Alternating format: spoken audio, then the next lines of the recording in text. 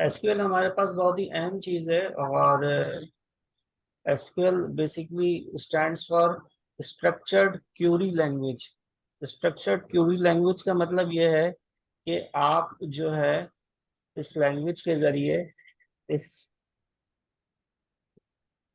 Curies के जरिए आप जो है अपने डेटाबेस को मैनिपुलेट कर सकते हैं, यानी डेटाबेस के ऊपर काम कर सकते हैं, नया रिकॉर्ड्स को सेव कर सकते हैं, रिकॉर्ड्स को फैच करके देख सकते हैं, डिलीट कर सकते हैं, अपडेट कर सकते हैं। अब डेटाबेस क्या चीज होती है कि डेटाबेस देखिए बेसिकली आपके पास एक तरीके का, आप समझ लें आसान अल्फाज में, कंटेनर होता है। और कंटेनर का मतलब ये है कि जिसके अंदर आप अपना डेटा कंटेन कर सकते हैं, डेटा रख सकते हैं। तो डेटा आप रख स्टोर जहां पे कर सकते हैं उसको डेटाबेस कहते हैं। One of the strongest database जो है वो ऑरिकल है। यहाँ पे देखें, आपको स्क्रीन में नजर आ रही है जी, ठीक है ना। तो स्ट्रॉन्गेस्ट डेटाबेस ऑरिकल है, ऑरिकल कंपनी का। और दुनिया भर में ये यूज होता है। इसी तरीके से माइक्रोसॉफ्ट का एसक्यूएल सर्वर है। इसी तरीके से जो है ऑरिकल वालों ने ही खरीद लिया है माई एसक्यूएल है। और इस तरह से मंगो डीबी है। इस तरह से और बहुत सारे डेटा बेसिस हैं। ये कुछ जो अहम अहम बड़े डेटा बेसिस हैं, ये मैंने आपको बताए। तो इसमें से जो भी आप डेटाबेस पढ़ते हैं, एनवायरनमेंट डिफरेंट होता है, लेकिन जो क्यूरीज होती हैं वो सब में एक ही तरीके से ऑलमोस्ट लिखी जाती हैं। यानी डेटाबेस को से बात करने के लिए, आपको कम्युनिकेट करने के लिए क्यूरी आना चाहिए। तो डेटाबेस का यूजुअली सिंबल कुछ इस तरह से होता है, ये जो आपको नजर आ रहा है। तो जहां कहीं भी डेटाबेस की बात होगी तो ग्राफिकली इस तरह से डेटाबेस को रिप्रेजेंट किया जाएगा। अब डेटाबेस पे काम आपको करना आना चाहिए। और डेटा एनालिस्ट के लिए समझ लें कि मोस्ट इम्पोर्टेंट चीज है डेटाबेस। तो जितना अच्छा आपको डेटाबेस पे काम करना आएगा, उतनी आपको इसके अंदर आपकी वर्थ होगी, वैल्यू होगी। अब ये जो डेटाबेस है आपके पास, जो भी वेंडर है, जो भी ओरेकल है या एसक्यूएल सर्वर है, तो डेटाबेस को ऑपरेट करने के लिए आपके पास पूरा का पूरा एक सिस्टम बनाया हुआ है। उसको कहते हैं DBMS. And DBMS stands for database management system, ठीक है ना। तो आप बेसिकली क्या करते हैं, लेट्स से कि आप यूजर हैं, ठीक है। आप डीबीएमएस को यूज करते हुए, मैनेजमेंट सिस्टम को यूज करते हुए डेटाबेस को ऑपरेट करते हैं, ठीक है ना। तो आपको मैनेजमेंट सिस्टम आना चाहिए डेटाबेस को चलाने के लिए। तो हम यही सीखने लगे हैं कि डेटाबेस किस तरह से बनता है, डेटाबेस किस तरह से काम करता है, ठीक है। अभी तक जो हमने काम किया था वो हमने एक्सेल के अंदर काम किया था। और एक्सेल के अंदर किस तरीके से आप डेटा पुट करते हैं, लेकिन एक्सेल डेटाबेस नहीं है। एक्सेल क्या है, आपके पास वर्कबुक है। एक्सेल आपके पास शीट है। उस शीट के अंदर आप अपना डेटा रखते हैं, लेकिन वो डेटाबेस वाली फंक्शनैलिटी आपको नहीं देता। उसमें आप क्यूरीज नहीं लिख सकते हैं। उसमें आपके पास फ्लैट फॉर्म के अंदर डेटा पड़ा हुआ होता है और आप उस डेटा को जाके देख सकते हैं, लेकिन आप क्यूरीज लिख के उसके ऊपर काम नहीं कर सकते। और उसके अंदर फिर आपके पास ये भी प्रॉब्लम है कि उसके अंदर बहुत लार्ज डेटा आप ऑपरेट नहीं कर सकते। तो उसके लिए फिर आपको डेटाबेस रिक्वायर्ड होता है। तो जितनी भी कंपनीज होती हैं, मिड लेवल की बड़ी कंपनीज हो गई, तमाम में डेटाबेस यूज हो रहा होता है। और जहाँ डेटाबेस यूज हो रहा होता है तो उनको उस डेटाबेस का बंदा भी चाहिए होता है, ठीक है। What is database, DBMS, relational database, non relational database. हम जो डेटाबेस पढ़ने लगे हैं वो रिलेशनल डेटाबेस है, ठीक है ना। तो रिलेशनल डेटाबेस का मतलब ये है कि डेटाबेस के अंदर जो आपके पास डेटा होगा वो टेबल्स की फॉर्म के अंदर होता है और उनके आपस में रिलेशन होता है। तो इस वजह से इसको रिलेशनल डेटाबेस मैनेजमेंट सिस्टम कहते हैं। डेटाबेस मैनेजमेंट सिस्टम है लेकिन रिलेशनल डेटाबेस मैनेजमेंट सिस्टम है। तो इसको जितने अच्छे से पढ़ें उतना ही अच्छा रहेगा आपके लिए। उसकी वजह यह है कि ये काम की चीज़ है।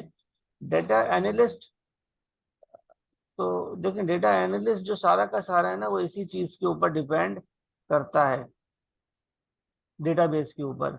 और आप अगर सिर्फ इसका, अच्छा यहाँ पे क्या लिखा हुआ है थोड़ा सा पढ़ लेते हैं। What is data? Is the collection of distinct small unit of information can be used a variety of forms like text, number. ये बात हम कर चुके हैं। डेटा किसे कहते हैं? स्मॉल यूनिट ऑफ इंफॉर्मेशन को कहते हैं, जिसके अंदर टेक्स्ट आ गए, नंबर्स आ गए, मीडिया आ गया, बाइट्स आ गया। तो ये आपके पास पेपर पे और इलेक्ट्रॉनिक मेमोरी के अंदर सेव किया जा सकता है। डेटाबेस क्या है? डेटाबेस ये है कि आपको तमाम डेटा को ऑर्गेनाइज तरीके से रखने के लिए आप क्या यूज करते हैं? डेटाबेस यूज करते हैं। और अब्बास का मैसेज आया है, out with family right now, sir will join soon. अच्छा, तो ये आपके पास क्या है कि आप डेटाबेस इसलिए यूज करते हैं ताकि आप डेटा को ऑर्गेनाइज तरीके से रख सकें और फिर उसको एक्सेस कर सकें और उसको मैनेज कर सकें। ठीक है ना? तो इतनी बात समझ में आ गई नजीब आपको डेटाबेस होता क्या है बेसिकली? जी। ठीक है ना? तो इन शॉर्ट हमने ये समझा है कि डेटाबेस एक कंटेनर की तरह है, इसमें हम अपना डेटा डंप करते हैं, डेटा रखते हैं। डीबीएमएस मैनेजमेंट सिस्टम है, उसके जरिए डेटा को एक्सेस करते हैं और यूज करते हैं। और अगर आप देखें, आपको आइडिया हो, तो जैसे हम जो डेटाबेस पढ़ने लगे वो एसक्यूएल सर्वर पढ़ रहे हैं। तो एसक्यूएल सर्वर नहीं, नहीं, बहुत पहले मैंने एक दफा देखा था एसक्यूएल सर्वर की जो ट्रेनिंग हो रही है। अगर आप फिजिकल ट्रेनिंग लें तो पाकिस्तानी वो 1.5-2 लाख रुपए बन रहे थे कोई 2 हफ्ते की ट्रेनिंग के। तो ये हम्म। इतनी काम की चीज है। और बात यह है कि आप अगर जो है ना इसको अच्छे से पढ़ लेते हो और साथ के अंदर आप इसकी सर्टिफिकेशन दे देते हो, ठीक है ना? यानी कि सर्टिफिकेशन का मतलब ये होता है कि आप वेंडर सर्टिफाइड हो जाते हो। एसक्यूएल सर्वर पढ़ रहे हो तो आप माइक्रोसॉफ्ट सर्टिफिकेशन दे देते हो। तो सर्टिफिकेशन दे देते हो आप इसके अंदर, तो फिर क्या हो जाता है आपके पास कि आप माइक्रोसॉफ्ट सर्टिफाइड हो जाते हो। यानी आप माइक्रोसॉफ्ट की तरफ से सर्टिफाइड हो जाते हो कि आप उनके सिस्टम के ऊपर काम कर सकते हो। तो आपको सिर्फ एक एसक्यूएल सर्वर सर्टिफिकेशन की बेस के ऊपर ही जॉब अच्छी भली मिल सकती है। तो जहां पर आप मौजूद हो तो वहां के हिसाब से ना SQL server itself stand alone आपके पास, ये इसकी कॉस्ट लिखी हुई है। जी। तो ये अगर इसकी कॉस्ट है तो आप इसका अंदाजा लगा लें, ये $2000 इसकी कॉस्ट है। और वर्चुअल क्लासरूम लाइव होगी, 3 डेज होगी इसके अंदर, और लोकेशन ऑनलाइन होगी। तो ड्यूरेशन इसके अंदर नहीं लिखा हुआ। बहरहाल, हम्म। तो बताने का मकसद आपको सिर्फ ये है कि जो चीज़ आप पढ़ रहे हो उसकी आपको वर्थ का पता हो, वैल्यू का आपको पता हो। तो आप एसक्यूएल सर्वर को अच्छे से पढ़ें। और अगर आप इसकी सर्टिफिकेशन भी दे सकते हैं तो बहुत ही अच्छी बात है। नहीं तो एटलीस्ट आप ट्रेनिंग तो ले रहे हैं, आपको हैंड्स ऑन अच्छा आता हो तो भी आप इसकी जॉब कर सकते हैं। और आप इसके लिए जाके अप्लाई करके इंटरव्यू दे सकते हैं। तो ये आपके पास न्यू हॉरिजॉन है। न्यू हॉरिजॉन तो यार ये पाकिस्तान में मेरा ख्याल है।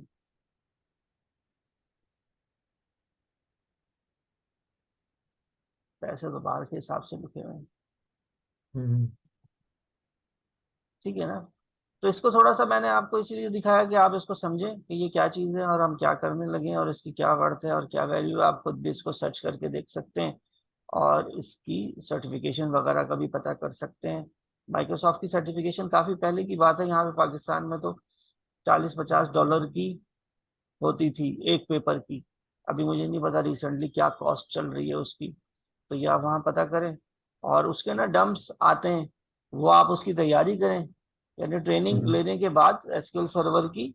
हम तो यहाँ पे प्रैक्टिकली सीख रहे हैं, तो उसके जो सर्टिफिकेशन होती है उसके लिए उसमें एमसीक्यूज आते हैं और वो लाइव पेपर होता है, यानी कि कैमरा शैमरा लगा हुआ होता है, सिस्टम के सामने आप बैठे हुए होते हो और उसमें हम्म, एमसीक्यूज आते हैं, आपने उसके जवाब देने होते हैं और उसी वक्त आपके पास रिजल्ट आ जाता है। तो वो इंटरनेट पे उसके डम्स वगैरह मौजूद होते हैं, तो वो आप अगर तैयारी करके मेक श्योर करके जाओ कि आपकी सारी तैयारी की हुई है, तो आप उसको सर्टिफिकेशन उसकी दे सकते हो। ठीक है ना। हाँ, सही। अच्छा जी, अब हमारे पास एसक्यूएल सर्वर हमें मिलेगा कहाँ से? तो एक तो देखो यार, हम मैं लिख लेता हूँ, मुझे एग्जैक्टली वेबसाइट का नाम नहीं पता, सर्च करके देख लेते हैं। Online queries SQL. तो हमारे पास वेबसाइट इस तरह की होंगी जिसके ऊपर आप क्यूरीज लिख सकते होंगे। ठीक है ना। तो 2-3 वेबसाइट मैंने ओपन कर ली, ऑनलाइन क्यूरीज एसक्यूएल। उसके अलावा आपने क्या करना है अपने पास, आप यहाँ पे अगर जाके लिखें कि download SQL free SQL server, तो आपके पास माइक्रोसॉफ्ट डाउनलोड्स SSMS, ये दो जो लिंक है माइक्रोसॉफ्ट के, ये मैंने ओपन कर लिए। ठीक है ना।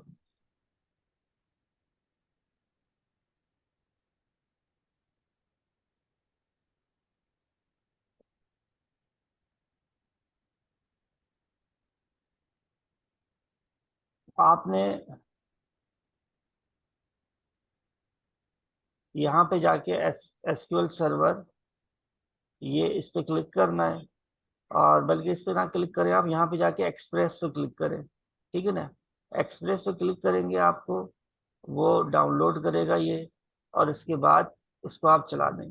जब आप इसको चला देंगे तो ये इंस्टॉल हो जाएगा, और इंस्टॉल होने के बाद एक विंडो दिखाएगा और उसमें आपसे कहेगा कि एस एस एम एस का एक ऑप्शन दे रहा होगा कि इसको भी आप क्या कर लें, इंस्टॉल कर लें। आपको इसको भी इंस्टॉल कर लेना है। और अगर वहां से आप ना कर सके तो आप यहाँ पर आ जाए इस पेज के ऊपर और यहाँ से जाके इसको इंस्टॉल कर लें। तो आप ये दो चीज़ों को इंस्टॉल करेंगे तो आपके पास एसक्यूएल सर्वर इंस्टॉल हो जाएगा, यानी माइक्रोसॉफ्ट का डेटाबेस इंस्टॉल हो जाएगा। बात समझ रहे हैं? जी। तो ये आपको एसक्यूएल सर्वर अपने पास इंस्टॉल कर लेना है ताकि आप प्रैक्टिस कर सकें और आप अपना डेटाबेस बना सकें। और यहाँ पे कुछ मैंने वेबसाइट्स ओपन करी हैं।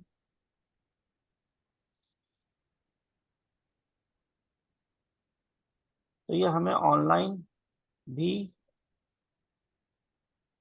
फैसिलिटी देती होंगी कि जहाँ पे आप क्यूरीज चला सकें, डेटाबेस बना सकें। अच्छा, इसको मैं चेक करके दोबारा आता हूँ आपके पास, इसमें से कौन सी बेटर काम कर रही है और किस तरह से है। तो ये तो एक ऑप्शन है आपके पास कि अगर डेटाबेस इंस्टॉल होने में मसला कर रहा है या सिस्टम आपके पास इशू कर रहा है, तो आप वेब के ऊपर जाके क्यूरीज अपनी चला सकते हैं। तो मैं ये इसको चेक करके फिर आपको बता दूंगा, वरना टाइम लग जाएगा। यहाँ पे हम आ जाते हैं एसक्यूएल सर्वर पे। जब आप एसक्यूएल सर्वर इंस्टॉल कर लोगे अपने पास, तो आप एसक्यूएल लिखो आपके पास सर्च के अंदर जाके।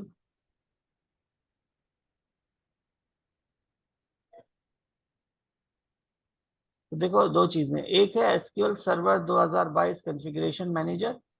ठीक है, यानी कि एसक्यूएल सर्वर को मैनेज करने के लिए इसका ये कॉन्फ़िगरेशन मैनेजर है, इसकी भी जरूरत पड़ सकती है आपको। और जो हमारा मेन है वो है एसक्यूएल सर्वर मैनेजमेंट स्टूडियो। ठीक है, एसक्यूएल सर्वर मैनेजमेंट स्टूडियो, इस पर हम क्लिक कर देते हैं।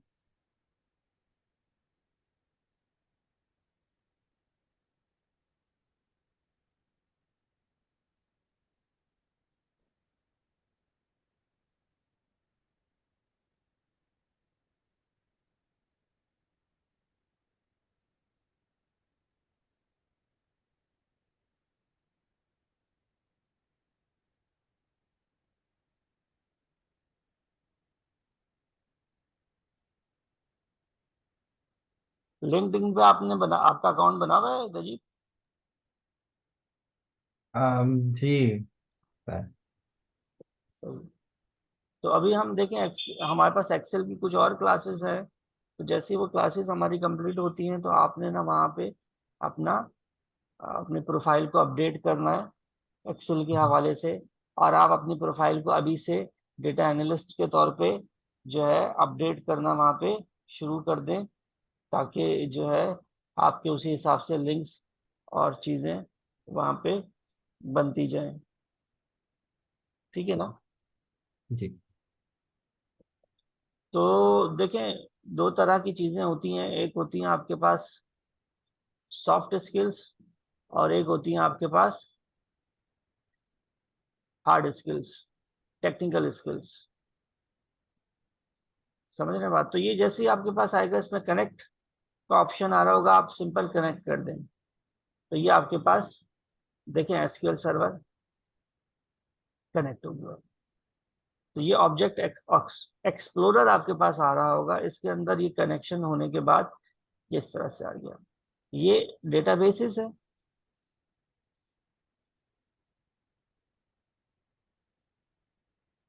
सिस्टम डेटाबेसेस, और ये यूजर डेटाबेसेस है। यानी सिस्टम डेटाबेसेस जो पहले से सिस्टम ने बनाए हुए हैं, मास्टर मॉडल और ये टेम्प डीबी वगैरह, और आप अपने भी क्रिएट कर सकते हैं। तो बेसिकली समझने की बात यह है कि माइक्रोसॉफ्ट एसक्यूएल सर्वर, यानी माइक्रोसॉफ्ट ने एक अदर डेटाबेस बनाया हुआ है जो आपको, यानी कि एक सिस्टम बनाया हुआ है, एक सॉफ्टवेयर बनाया हुआ है जो आपको अलाउ करता है कि आप क्या बना सकें, उसमें जाके अपना डेटाबेस बना सकें। ठीक है ना? तो आप उसमें जाके अपना कंटेनर बनाएंगे और उस कंटेनर में डेटा को पुट करेंगे। सिंपल। समझ गए ना बात? जी। अब इसके ऊपर बहुत सारा काम जो है यहाँ पे नजीब, आप जो है व्यू के जरिए कर सकते हैं, यानी कि क्या कहते हैं उसको, विजार्ड के जरिए कर सकते हैं आप बहुत सारा काम। लेकिन हमें जो काम सीखना है वो क्यूरीज के जरिए करना है। यानी हम क्यूरी को रन करें और क्यूरी को रन करके हमारा काम हो जाए, ताकि हमें डेटाबेस के ऊपर क्यूरीज चलाना आ जाए। ठीक है? तो हमारे पास यहाँ पे यानी बहुत सारा काम डिजाइन व्यू के जरिए हो सकता है, लेकिन हमें क्यूरीज चलानी है तो हम यहाँ पे क्यूरी, न्यू क्यूरी पे क्लिक करते हैं तो क्यूरी विंडो आपके पास ओपन हो जाएगी।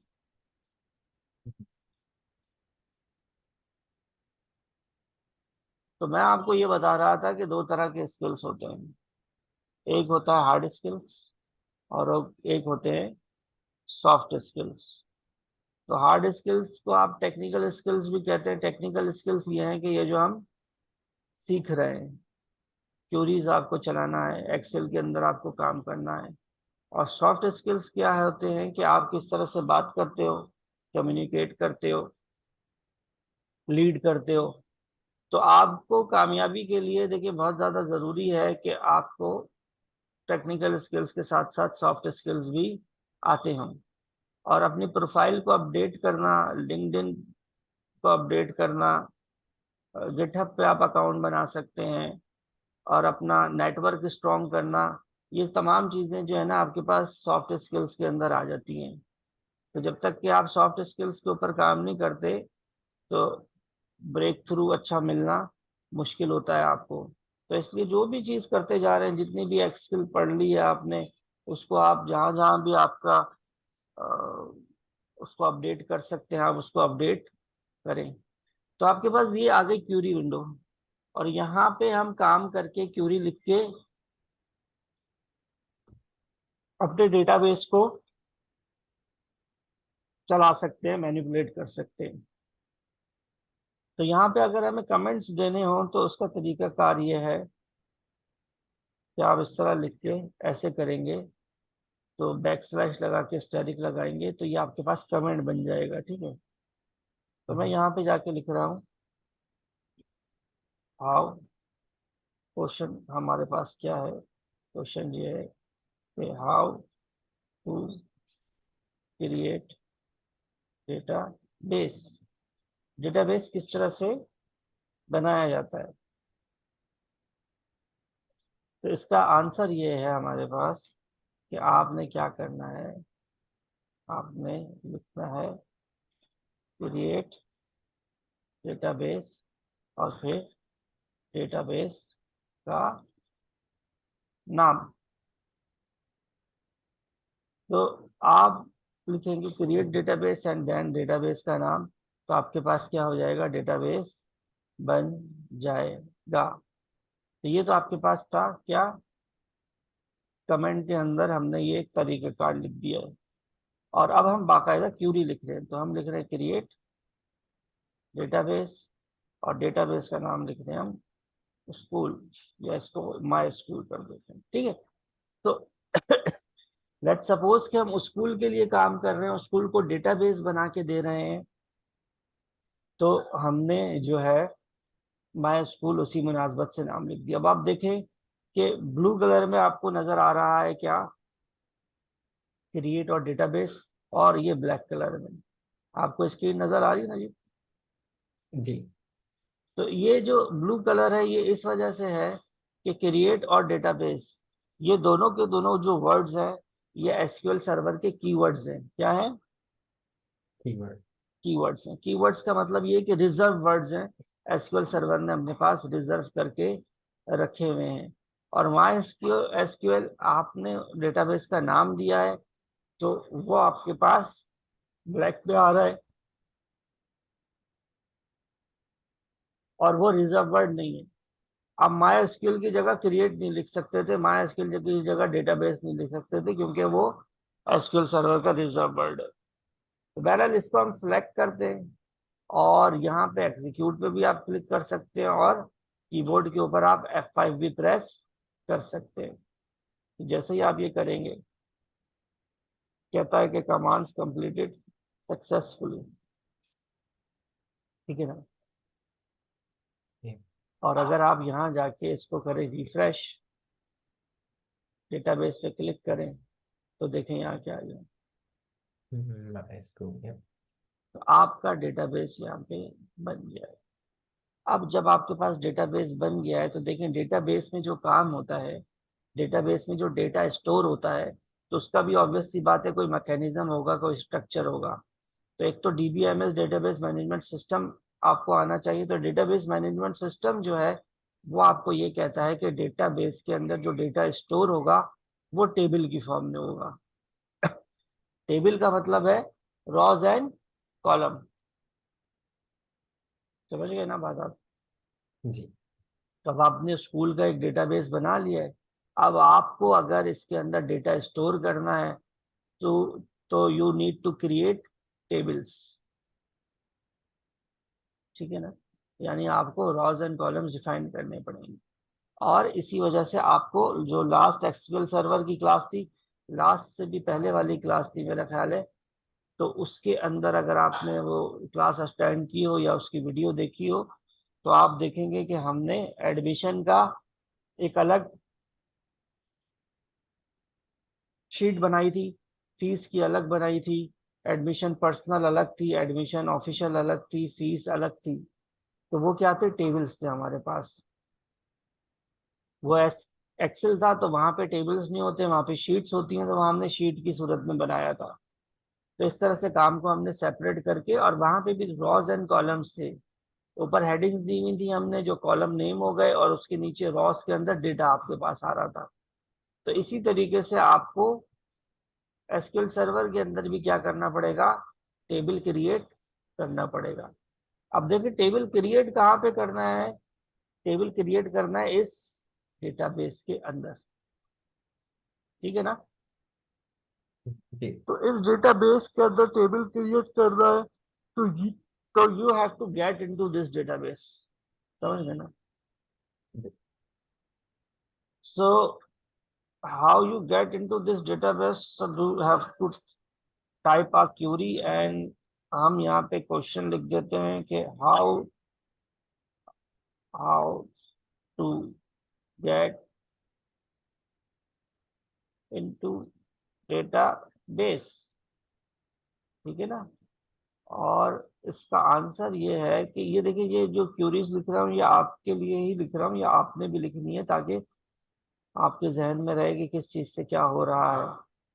तो हम इसके अंदर लिखते हैं यूज और फिर देन डेटाबेस नेम। तो this is how you get into our database. And now we have to type a query. तो क्रिएट क्यूरी का ऊपर देखिए हमने ये आपको तरीका कार बताया हुआ है कि आपने लिखना है क्रिएट और फिर डेटाबेस का नाम दे देना है। And what is the database name? Database name is my school. आप इसको, सॉरी क्रिएट नहीं है, यूज है, यूज एंड माय स्कूल। आप इसको सेलेक्ट करें, F5 प्रेस करें। तो अगर आप देखें कि यहाँ पर अब क्या आ गया, माय स्कूल आ गया। इससे पहले यहाँ पे माय स्कूल नहीं था। इससे पहले यहाँ पे सिस्टम डेटाबेस आ रहा था मास्टर, ठीक है ना। अब यहाँ पे क्या आ गया, माय स्कूल। यहाँ से जाके आप चेंज भी कर सकते हैं, देखें अब मास्टर में आ गए दोबारा। ठीक है, आपको अपने डेटाबेस में जाना है तो एक तो यहाँ पे ऑप्शन मौजूद है, और हम क्यूरी सीख रहे हैं तो क्यूरी के जरिए दिस इज द क्यूरी। लेकिन चेंज हो गया, माई एसक्यूएल हो गया। So now you are in your database which is my school. अब आपको क्या करना है, अब आपको ये करना है कि you have to create a table so that you can put your data in table, ठीक है ना। तो टेबल क्रिएट करने के लिए भी आपको क्या चाहिए, क्यूरी चाहिए। तो टेबल क्रिएट करने के लिए जो हमारे पास, हम इसको भी लिख लेते हैं इस तरह से आपके पास, how to create a table. And the answer is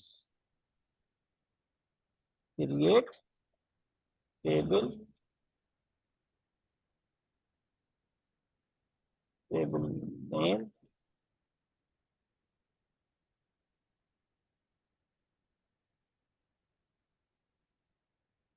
fields और टाइप। आप टेबल क्रिएट करोगे तो आपको टेबल का नाम बताना पड़ेगा, ठीक है, और कॉलम के नाम बताने पड़ेंगे, यानी कि फील्ड्स, कॉलम से मुराद फील्ड्स है, और आपको उस फील्ड की टाइप बतानी पड़ेगी। तो देखो डेटा आपके पास किस किस तरह से होता है, नंबर्स में होता है, आपके पास डेसिमल में होता है, आपके पास टेक्स्ट फॉर्म के अंदर होता है, अल्फा न्यूमेरिक होता है। तो आपको टाइप बतानी पड़ती है कि किस तरह का डेटा आप स्टोर कर रहे हैं।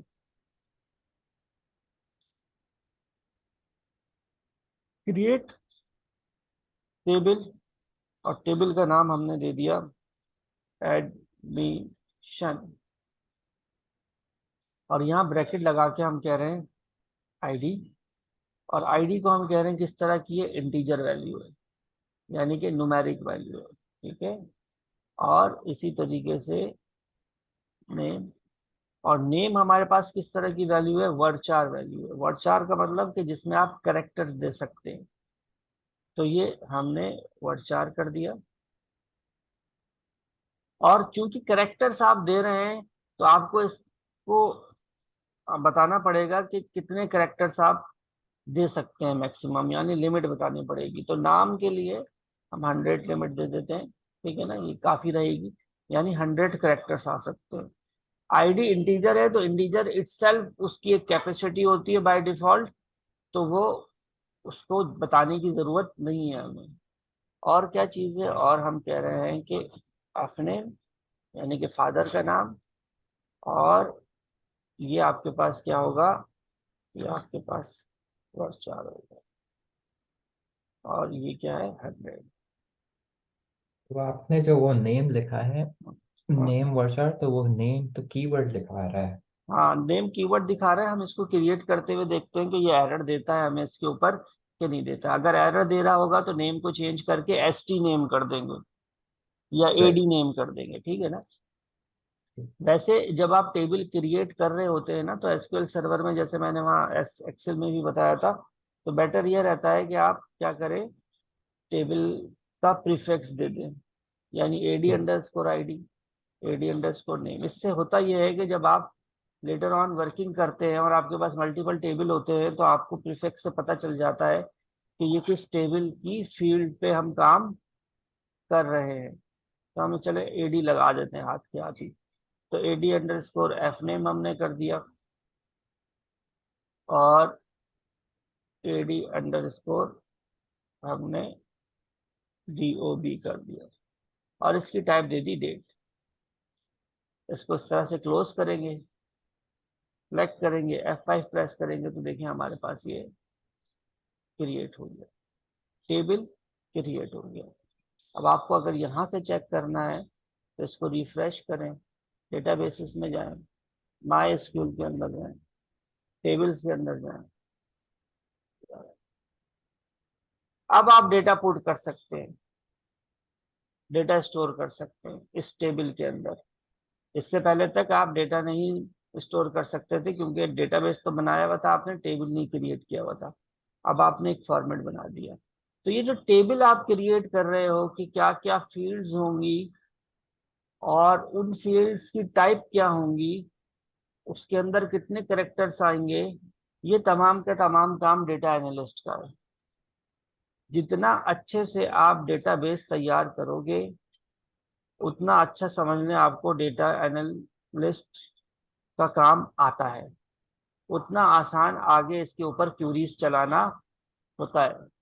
समझ रहे हैं? तो सारा गेम ही इसका है, सारा गेम इसका है। देखिए चीजें ना आहिस्ता चीजें जो बहुत सारी चीजें हैं, जैसे कि आर्टिफिशियल इंटेलिजेंस है, डेटा साइंस है, डेटा एनालिस्ट है, जो इमर्जिंग टेक्नोलॉजीज आजकल हम सुनते हैं, उसमें से कोई भी एक चीज भी ना नई नहीं है, सब पुरानी है, सालों से चलती आ रही है। यानी ये एसक्यूएल सर्वर अभी नहीं है, एसक्यूएल सर्वर जो पहली दफा मैंने पढ़ा था सन 2000 के अंदर पढ़ा था, क्यूरीज जो है। ठीक है। तो ओ, जब से ये चल रहा है, तो ये सारी चीजें मौजूद होती है, वो इमर्ज होते होते होते फिर उसका एक नाम पड़ जाता है, उसके साथ दूसरी चीजें ऐड हो जाती हैं। तो ये जो सारा कोर्स है, इसके अंदर भी मेन चीज आपकी क्या है, यही है कि डेटाबेस कैसे क्रिएट करेंगे, टेबल क्रिएट करेंगे। तो बेसिकली जब आप देखिए ना, कंप्यूटर के अंदर क्या है कि आप किसी को जो वैल्यू है, वर्थ है, जो पैसे हैं, वो क्या है कि आप किसी को प्रॉब्लम का सलूशन प्रोवाइड कर रहे होते हैं। ऐसे ही है ना भाई। तो डेटा एनालिस्ट क्या है, डेटा एनालिस्ट ये है कि कोई कंपनी है, आपको अपना डेटा देती है, आपको कहती है कि भाई इसको एनालाइज करके दो। तो उस एनालाइजिंग के अंदर, या फिर आपको कंपनी कहती है कि भाई ये हमारा काम है, आप हमें इसका डेटाबेस क्रिएट करके दो। तो जो सारा का सारा काम है वो इसके ऊपर आपके पास है। तो ये जितने अच्छे से आपको मैनेज करना आएगा, उतना अच्छा आपको इसके अंदर प्रोग्रेस इसके अंदर आप कर सकते हैं। तो ये हमारे पास टेबल क्रिएट हो गया, यहाँ पे हमने देख भी लिया। और अगर आपको चेक करना है कि आपके टेबल के अंदर अभी डेटा क्या है, तो एक क्यूरी है हमारे पास बड़ी बेसिक सी, सिलेक्ट की, सिलेक्ट स्टैटिक। स्टैटिक का मतलब होता है ऑल फ्रॉम एडमिशन। ठीक है। जब आपके पास क्रिएट हो जाती हैं चीजें, तो ड्रॉप डाउन में भी आ जाती है, और बेटर होता है कि आप ड्रॉप डाउन से सिलेक्ट करें। तो आप देखिए नजीब, यहाँ आपके पास क्या आ रहा है, ये आ रहा है। ठीक है ना, हम्म, ये जी। फील्ड आ रही है। अब क्योंकि इसमें डेटा कोई मौजूद नहीं है, इस वजह से ये आपको इस तरह से ब्लैंक दिखा रहा है। ठीक है ना। तो अब हम्म, आप टाइम निकाल के एसक्यूएल सर्वर को इंस्टॉल कर लें, आसान है। एसक्यूएल सर्वर माइक्रोसॉफ्ट की वेबसाइट से आपको मिल जाएगा।